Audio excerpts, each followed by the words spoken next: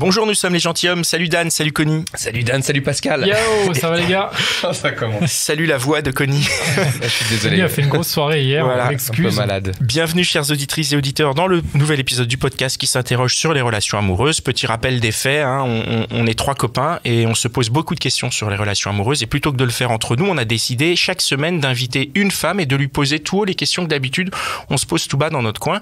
Ça donne ce podcast, les gentilshommes, que vous pouvez écouter toutes les semaines, que vous pouvez soutenir en nous partageant, si vous le voulez. Voilà. Ah, n'hésitez pas. Dès maintenant, en fait, Voilà, partagez-le. Envoyez-le par mail, par... Cliquez sur copier le lien, Facebook, envoyez-le ce que vous partout, voulez, par en SMS, message. par WhatsApp, à tous vos groupes WhatsApp. Partagez-le parce que nos épisodes font vraiment du bien à tous ceux qui le découvrent. Vous pouvez aussi nous soutenir en vous abonnant à notre page Instagram et en faisant un don sur Tipeee. N'hésitez pas. N'hésitez pas, le don sur Tipeee donne accès au club des gentilshommes. Enfin, on va voir comment ça évolue, mais en tout cas, c'est une belle communauté que vous pouvez rejoindre. Aujourd'hui, on reçoit Marine. Salut Marine. Salut. Hello. Salut Marine. Salut. Et on va parler de s'accepter tel qu'on est. Oui. Alors, Marine, qui es-tu ? Je suis une fille qui... Très bien. C'est très bien. J'ai 27 ans en fait et en fait je trouve ça intéressant de voir l'évolution qu'on peut avoir tous, qui est vraiment propre à chacun déjà. Oui. Moi je sais qu'au début je pars de loin, vraiment. C'est-à-dire, tu parles de loin, c'est-à-dire ? Je pars de loin parce que avant déjà physiquement, enfin je m'assumais pas du tout et pourtant j'étais physiquement, actuellement je suis ce que diraient les médicales en obésité morbide. Attends, donc là actuellement, tu es en obésité morbide. Ouais. Quand on Bon. fait avec l'IMC, ouais. Les médecins, ils font un Attends. calcul. C'est quoi l'IMC ? C'est un taux où on fait un calcul en fonction de son poids, sa taille et l'âge et tout. Et en fait, ça donne un résultat où en fait on voit si on est dans la norme ou pas. On peut être soit en anorexie, soit jusqu'en obésité. Donc c'est en fait tu rentres des chiffres. Donc ton poids, t'as dit quoi ? Le poids, l'âge, la L'âge, taille. ouais, c'est ça. Et en fait le calcul te donne une Un taux, grille. quoi. Une grille, ouais, il y a des. Et selon normes. le chiffre que tu as, c'est un peu comme les QI en fait, où si tu vois c'est la norme, genre c'est entre 90 et 92. Et si ça. toi t'es à Normé, 70, t'es dans l'anorexie, et si t'es au-dessus, t'es dans l'obésité morbide. Et entre les deux, ils définissent en gros ce qui est La normal. Ouais, normalité, il y a plusieurs. Il y a normal, il y a ensuite pondéré, modéré. Enfin, il y a différents stades. Et ces critères correspondent à une réalité médicale ou Oui, c'est vraiment purement médical. C'est Après, médical. Voilà, D'accord. c'est ça. C'est pour que le domaine médical puisse te mettre dans une case, clairement. Enfin, moi, je D'accord. trouve, ça fait un peu ça. C'est l'objectif pour savoir après Ouais. comment on dose les médicaments, c'est quoi Voir la gravité, parce que bon, c'est quand même l'obésité, c'est quand même une maladie chronique. Ouais. Après, t'as parlé toi d'obésité morbide carrément, donc c'est Ouais, ça que veut dire c'est- que c'est grand, quoi. C'est c'est un mot qui est quand même c'est violent. c'est quoi. violent. Ça veut dire, pour moi, quand j'entends obésité morbide, je me dis tu marches mais tu vas mourir. Ouais, ça ça fait que un ça peu veut dire, ça. quoi. Ouais, Ouais. c'est un peu gore. Toi, ils t'ont mis dans cette catégorie-là Ouais. avec les calculs d'IMC. Voilà, c'est ça. Mais je me considère pas du tout comme ça, moi. En tout cas, actuellement, grâce à tout le travail que j'ai pu faire sur ma confiance en moi, je me considère pas non plus anorexique, mais je me sens bien. Je trouve que j'arrive à vivre, à faire des choses, à D'accord. rencontrer des gens, ce que je pensais pas avant. Je mettais totalement des barrières parce que C'est très intéressant. Alors on va tout On va reprendre, voilà, on va tout Ouais. reprendre. Du coup, Reprendre ce que le tu dis, début. tu t'acceptais pas. Pardon, Cody. vas-y. D'abord, qu'est-ce que c'est pour toi s'accepter ? Qu'est-ce que ça veut dire s'accepter ? pouvoir s'affirmer, pas avoir une barrière de timidité déjà, oser faire les choses. Voilà, c'est clairement ça. Oser faire des choses, mais Oser de faire des quelle choses. chose tu parles ? Ouais. Faire des rencontres. Moi, je sais que par exemple, les rencontres avec les gars, enfin, je me mettais. Je pensais que c'était quelque chose d'impossible pour moi, en fait. Le garçon, je le mettais sur un piédestal comme si c'était quelque chose d'inaccessible. Mais c'est moi-même qui me infligeais ça, en fait. Mais ça t'est venu d'où ? Enfin, c'est quelque chose dès l'adolescence que tu faisais ? Dès l'adolescence, ouais. Oui, parce que du coup, vu que je m'acceptais pas, que mon corps pour moi c'était quelque chose de difforme, quelque chose qui était pas possible. Enfin, je me comparais aux autres, je me disais, je pourrais jamais porter ça, je ne fais pas partie de la team qui a le droit de parler aux garçons. Enfin, je me mettais toute seule des barrières. En fait. Peu importe le garçon, en fait, en Ouais, face. même sans relation, enfin désir amoureux, rien du tout. Non, ça a été assez dur. C'est marrant parce que tu mixes l'acceptation et la confiance. Oui. Pourquoi ? Je trouve que c'est lié. Enfin, le fait de s'accepter, ça veut dire qu'on a confiance en soi.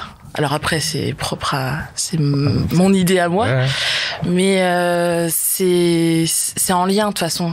Ça permet, si on s'accepte, ça veut dire que on se tolère, on a une estime de soi, donc ça veut dire qu'il y a une confiance. Enfin, En tout cas, Il y a une l'acceptation fait affirmation. naître la confiance, quoi. C'est Ouais. ça que tu penses. C'est pour ça Ouais. que tu dis t'accepter comme tu es.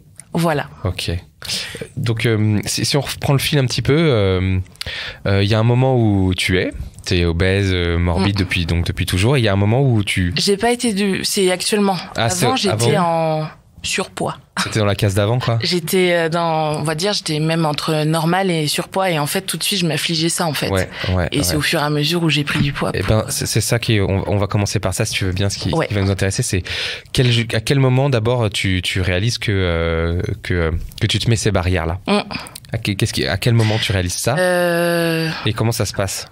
Je réalise ça à ma préadolescence. Déjà, ne serait-ce que quand tu te compares aux autres, l'adolescence, c'est vraiment une étape assez importante, je trouve. C'est le changement de corps, enfin, moi, j'assumais pas. Je me souviens, un souvenir assez distinct où je commence à avoir des formes de la poitrine, des hanches, et un copain me pousse, mais sans méchanceté, quoi, juste pour jouer.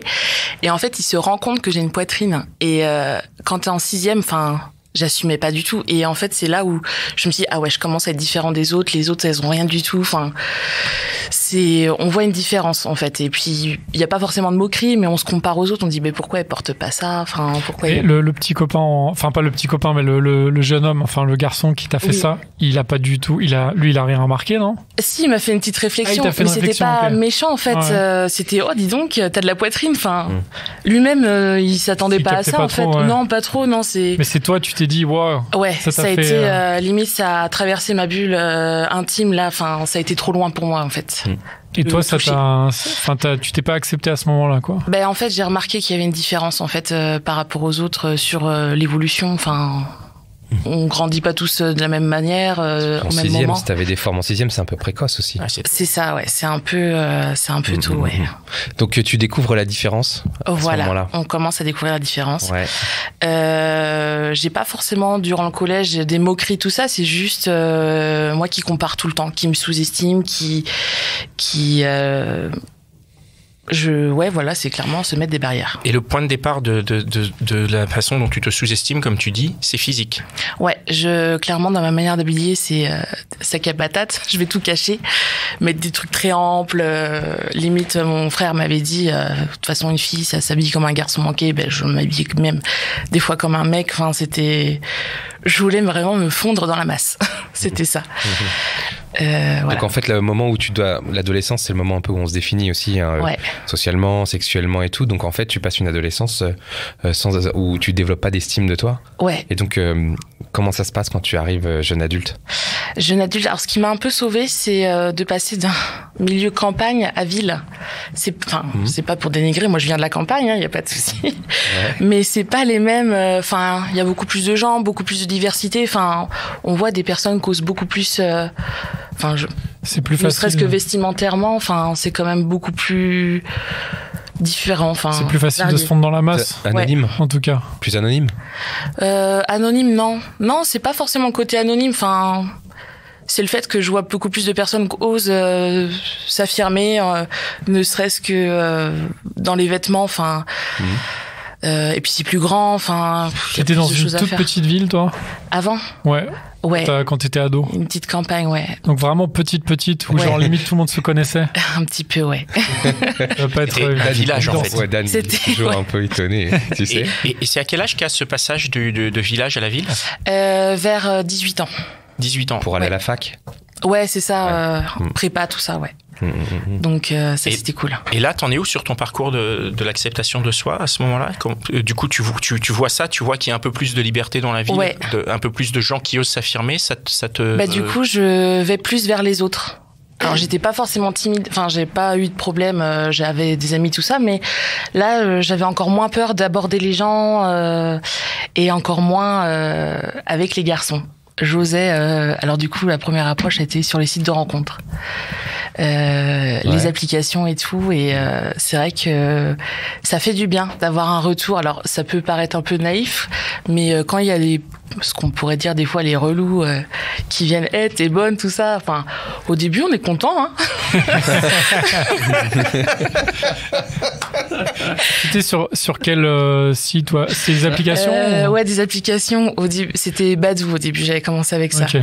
Bon, après, on fait le tri. Hein. Je dis pas que j'accepte tout le monde, mais en fait, c'est la nouveauté, le fait de dire ah mais je plais. Ouais, voilà. C'est gratifiant, ça. C'est génial. Ouais. Franchement, ça fait une bouffée d'air. Un boost, quoi. Ah ouais. Et raconte, tu peux nous raconter un petit peu, développe un petit peu pourquoi, comment ça te fait un boost, parce que on a des avis, enfin, on entend des choses complètement différentes, enfin, tu vois, sur ces relous, quoi. Ouais. Ben après, il y a relou et relou. Il y en a, ils vont être un peu je trouve, à s'acharner, à dire vraiment plein de compliments. Oh, enfin, c'est limite si c'est ton père est un voleur. Ouais, ok, c'est vraiment des mecs qui le font ça. Tous les clichés à la con de... Ça arrive. Non, il y a des fois des bizarres, hein. Il y en avait un, une fois, il m'avait dit, ouais, tu viendras m'observer, je fais du basket à telle heure, tu me diras pas que t'es là, comme ça, après tu me diras si tu m'as regardé. Oh non, c'était chaud. Ah ouais. Chaud. Donc, là, ouais, par là, contre, t'es tombé non, sur des oufs, là, ouais. Là, tu dis non. Non, ça fait pas plaisir, tu trouves ça bizarre. Mais en tout cas, il y a des matchs, quoi. Mais des fois, ouais, il y a des matchs, ouais, il y a des gars. Cool. Donc ça regonfle ta confiance. Ouais, franchement, c'est, vu que le garçon était pour moi quelque chose d'inaccessible, là, j'ai un contact. Ouais. Enfin. Ouais. Et donc, tu commences à avoir des relations avec des mecs? Pas tout de suite, non. Juste discuter. Juste discuter. Pour y aller par étapes ou? Ouais, par étapes. Au début, moi, par exemple, ma première fois, je l'ai fait, on va dire, assez tard. Je l'ai fait à 20 ans. Enfin, assez tard. C'est pas tard. Non, il n'y a pas de règle. C'est très subjectif. Ouais. Exactement. On s'est rendu compte, on a eu un épisode là-dessus. Sur la virginité. Donc toi, c'est vers 20 ans, ouais. Ouais, mais du coup, avant 20 avec ans. Les apps, là, ou c'était un mec que t'avais rencontré ailleurs? Non, avec les apps. Un gars qui avait été assez. C'est insistant. Non, pas du tout insistant. Non, pour le coup, lui, c'était dans sa manière.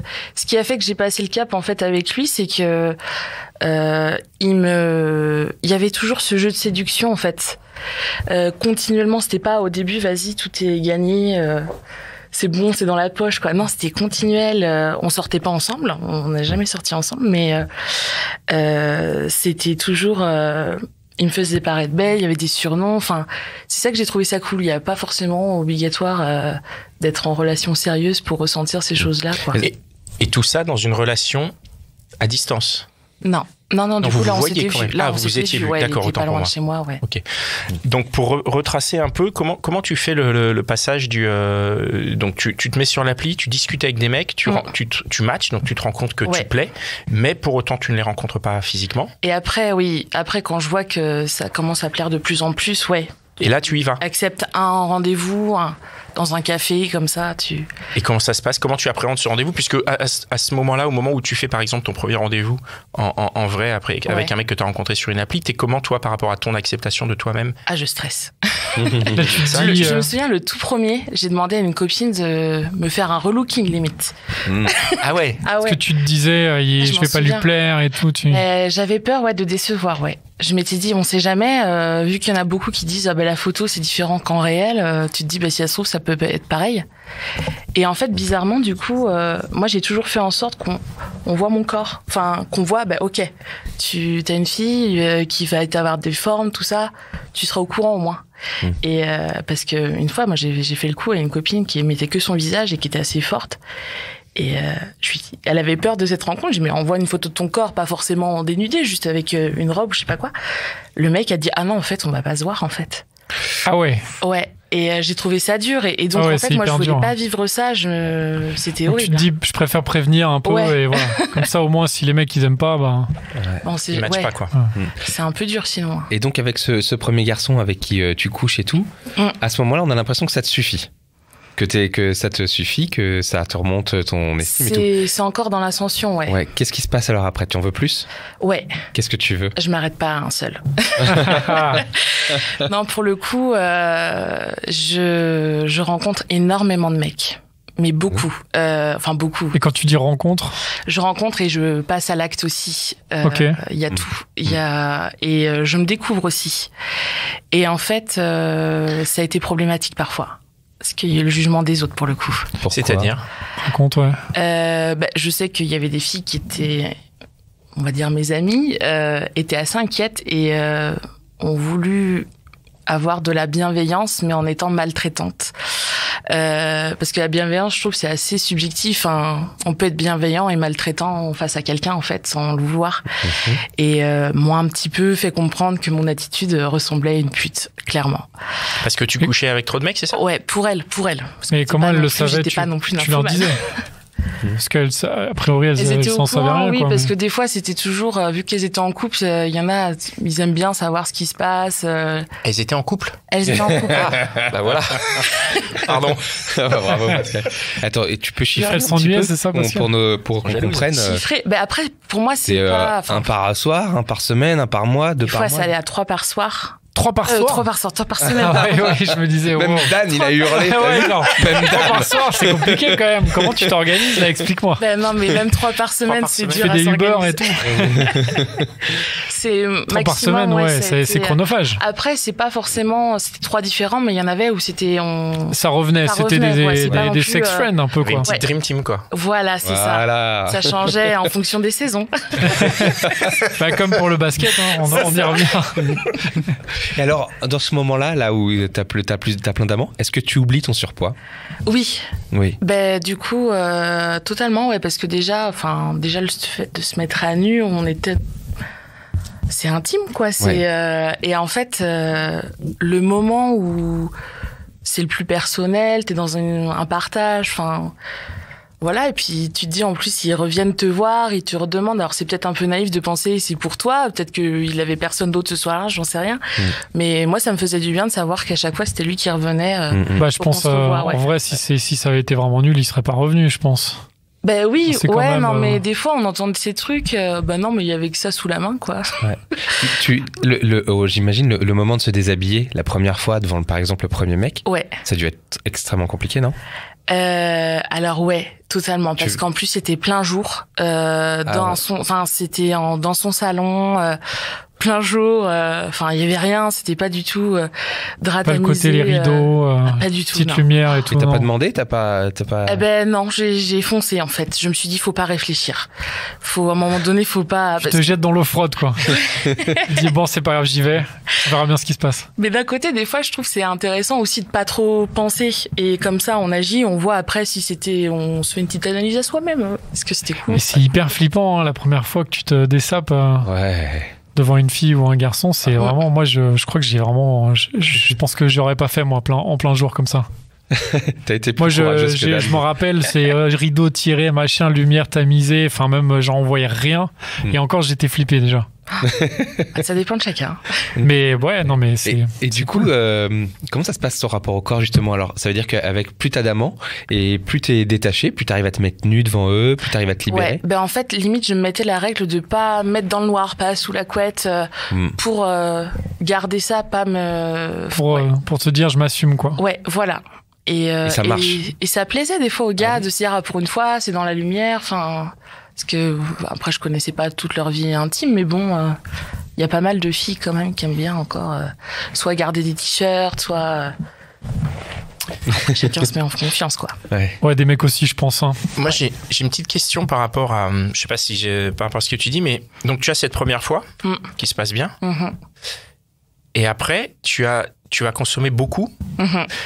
Parce que c'est bien ou parce que c'est une manière pour toi de conquérir ton corps ou d'aller plus vers le fait de t'assumer? C'est plutôt ça, ouais.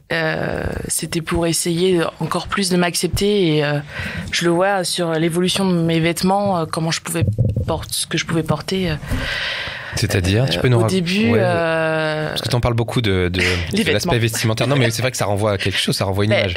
Au début, c'était sac à patates, pantalon long, pull, col roulé, et à partir de 19-20 ans, commençaient les robes, mes robes manches longues, pas trop décolletées, qui va en dessous le genou. Des fois, quand c'était au-dessus, je trouvais ça trop court. Je disais même à des copines, oh non, ça, c'est peut-être un peu court, tu vas avoir froid. Enfin, on ne sait jamais.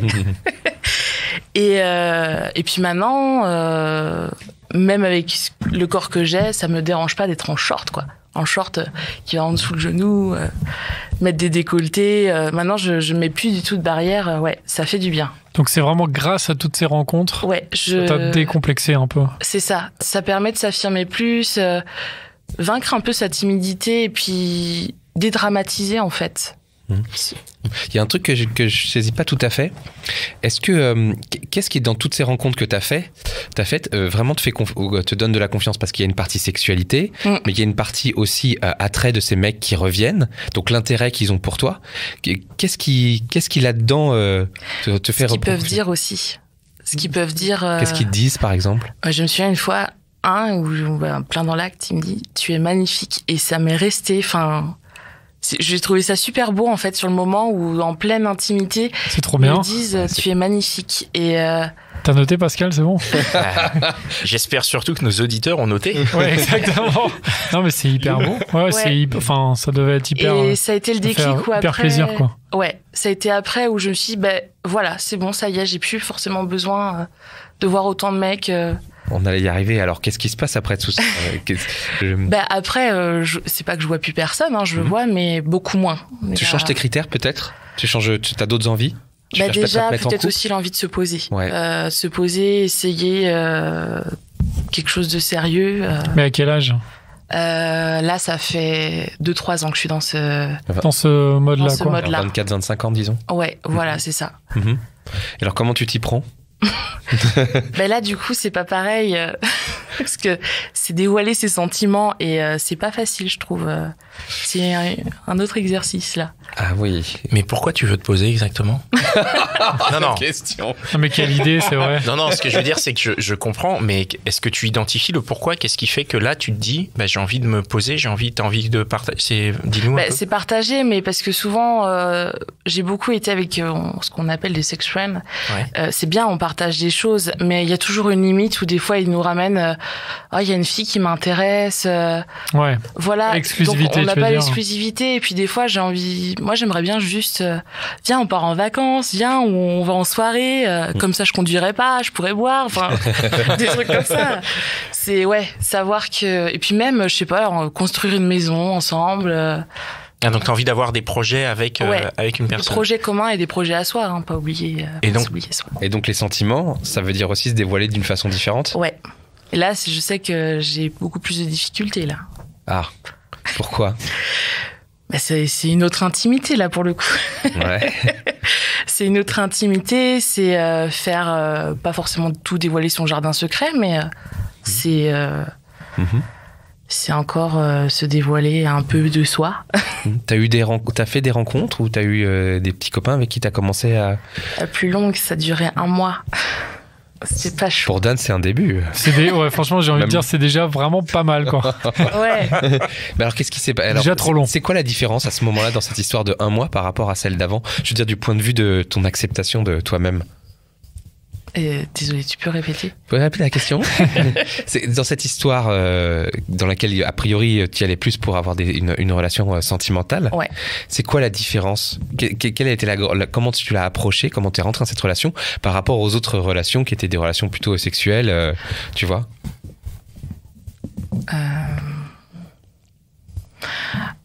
Bon, déjà, la rencontre, c'était pareil sur le site. Les applications, c'est pas simple parce que et encore, je dis, est-ce qu'on sortait vraiment depuis 1 mois? Je ne sais pas, parce que c'est pas un jour on se dit bon, ça y est, on est ensemble.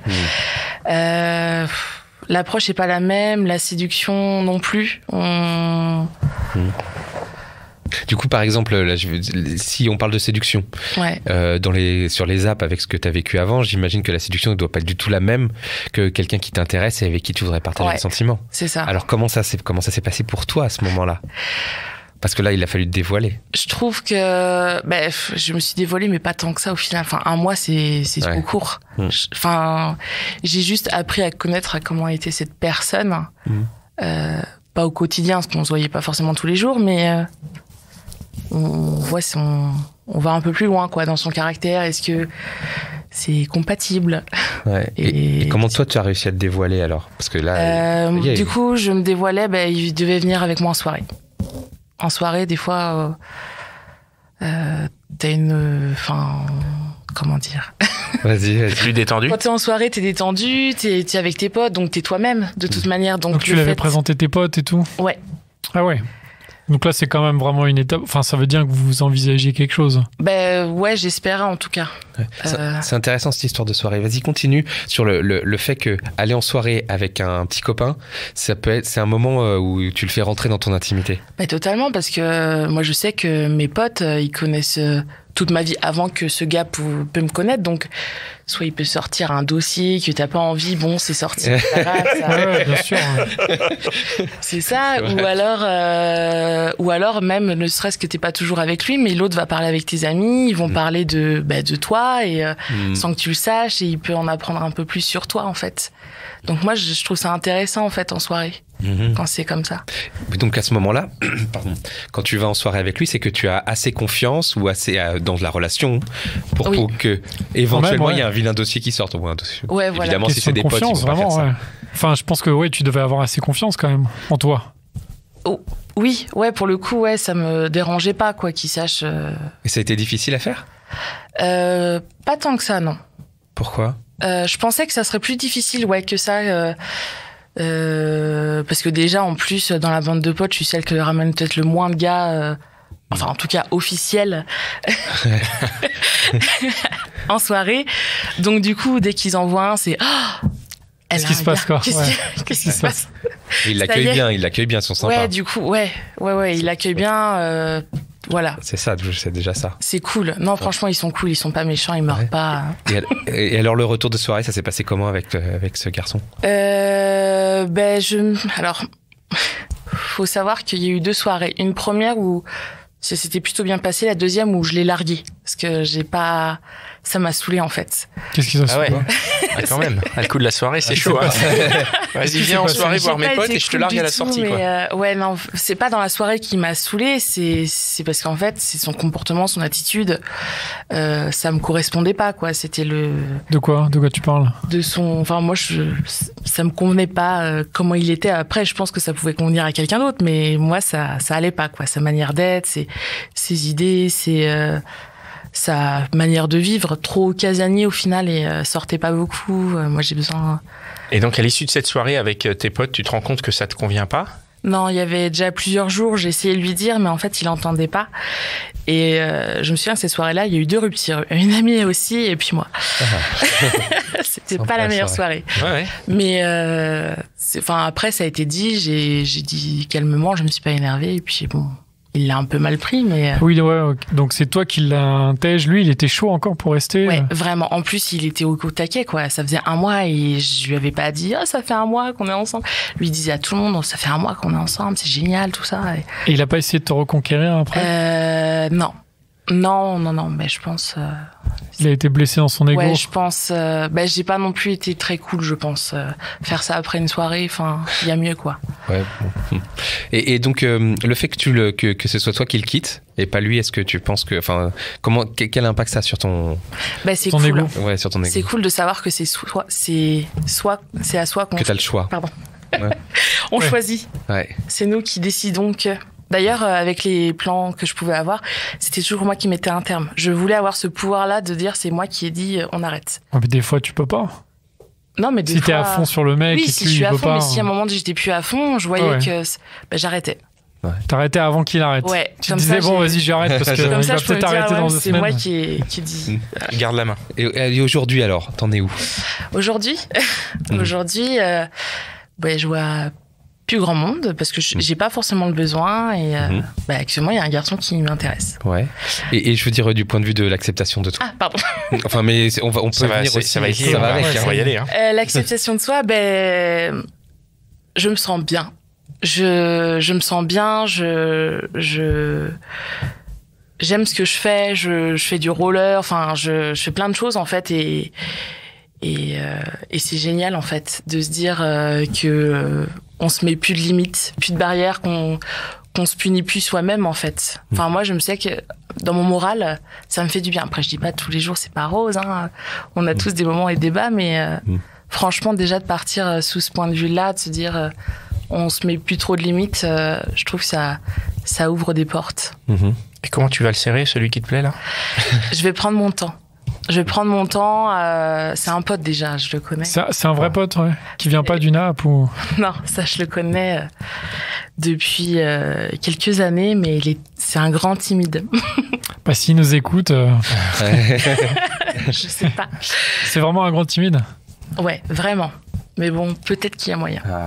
Il faut y aller. Hein. J'ai une dernière question, moi. Est-ce que tu envisagerais de faire un régime ou de faire une opération? On a reçu Adeline comme ça, elle était certainement vraiment encore plus en surpoids. Est-ce que ton corps te va très bien comme ça maintenant et tu t'en fous? Ben en fait, des fois je me questionne parce que c'est pas le fait de je m'en fous. Par contre, il y a des conséquences quand même sur la santé. Hein. Voilà. Il y a des conséquences et je suis encore à me questionner pour l'opération. Après, j'ai aussi envie d'essayer par moi-même de voir ce que ça pourrait faire. Enfin, je sais qu'il y a un suivi avec une diète actuellement où on voit comment on peut faire. Quand tu dis qu'il y a des conséquences, c'est quoi les conséquences? J'arrive pas à... Il peut y avoir problème de foie. Maintenant, il y a des cirrhoses qui peuvent apparaître en fonction si on a une alimentation trop grasse. D'accord. Diabète. Problème cardiaque. Cardiaque. Franchement, il y a vraiment des conséquences sur tout le corps, en fait. Oui. Même les articulations, enfin, les genoux, ça porte tout le poids, quoi. Ok. Ouais. Dernière question, Dan, ou on a... Bah non, mais moi je suis très touché par ton témoignage. Je trouve ça vraiment cool et justement, ouais, tu disais que tu as une dream team là de Sex Friends, là, tu l'as reactivée là récemment ou... Du coup, vu que non, plus, pas trop. Par contre, eux me relancent, ouais. Ouais, il y en a. Bien. Ouais, franchement, ça fait du bien. Mais non, des fois, c'est juste un petit coucou, ça va? Qu'est-ce que tu deviens? Est-ce que tu es encore en couple ou pas? Enfin, et puis quand je dis non, je suis pas en couple, des fois, il y a des petits messages qui dévient. Du coup, ils tentent. Genre on se voit et tout. Ouais, voilà, c'est ça. Donc t'as pas encore cédé aux avances? Non. Ben, surtout quand ils sont en couple. J'ai pas. Ça ne saurait tarder. Il pousse à la consommation. C'est abusé. Non, je rigole évidemment. Je me réserve à l'homme. Très bien. Mais on te souhaite vraiment beaucoup de chance avec ce garçon. Ouais, à voir. On sait jamais. Peut-être que ce sera quelqu'un d'autre, on sait pas. Il y en aura un fait. Avant de terminer et de te remercier, on voudrait vous inviter, chères auditrices et auditeurs, à nous soutenir sur Tipeee si vous le souhaitez. Vous pouvez faire un don ponctuel ou un don régulier. Ça nous permet de continuer à faire ce podcast.